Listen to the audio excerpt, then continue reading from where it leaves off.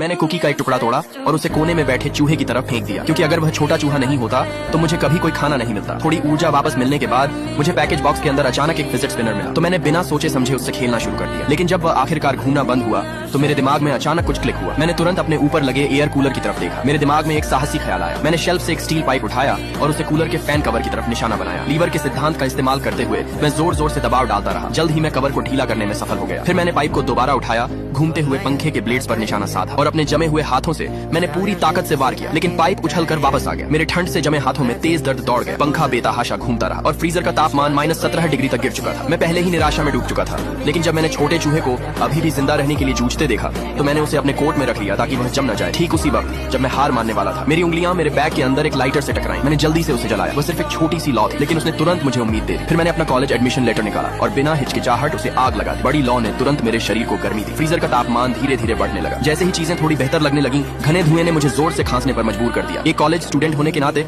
मुझे अचानक एहसास हुआ, अगर यह ऐसे ही चलता रहा तो मैं जल्द ही धुएं से घुट जाऊंगा। इसलिए मैंने मजबूरी में एक कार्डबोर्ड के टुकड़े से आग बुझा दी। लेकिन जैसे ही लौ बुझी, ठंड की एक लहर फिर से मुझ पर टूट पड़ी। फिर जली हुई राख में मुझे कुछ चौंकाने वाला मिला। उस पर बनी तस्वीर ने अचानक मुझे एक आइडिया दिया। मैंने अपनी सारी ताकत लगाकर खड़ा होना शुरू किया और फ्रीजर के अंदर बॉक्सेस को हिलाना शुरू कर दिया। काफी मेहनत के बाद मैं एक छोटा सा अस्थायी इग्लू बनाने में सफल हो गया। वह पूरी तरह बंद नहीं था, लेकिन वह ठंडी हवा को काफी हद तक रोक सकता था। फिर मैं उस छोटे से स्थान के अंदर सिमट कर बैठ गया और बार बार लाइटर जलाता रहा, उम्मीद करते हुए कि वह छोटी सी लौ मुझे बचाए रखेगी जब तक मदद नहीं आ जाती। लेकिन सिर्फ 2.5 मिनट के बाद लाइटर का ईंधन खत्म हो गया और मैं अब और टिक नहीं पाया। मैं पूरी तरह बेहोश हो गया। जब मैं फिर से जागा तो मैंने छोटे चूहे को जमीन पर बिल्कुल निष्क्रिय पड़ा देखा। अपने इकलौते साथी को इस हालत में देखकर मैंने उसकी हालत देखने के लिए हाथ बढ़ाने की कोशिश की, लेकिन अचानक मेरे हाथ में तेज दर्द हुआ। तभी मुझे एहसास हुआ कि मेरा हाथ मेरे नीचे रखे कार्डबोर्ड से जम चुका था। मेरे पास कोई विकल्प नहीं था सिवाय उसे जोर लगाकर अलग करने के। जब मैं आखिरकार चूहे तक पहुंचा तो वह पूरी तरह जम चुका था। मेरी आखिरी उम्मीद भी खत्म हो गई और मुझ में आगे बढ़ने की ताकत नहीं बची। जैसे ही मुझे लगा कि मैं मरने वाला हूँ, फ्रीजर का दरवाजा धीरे धीरे खुल गया।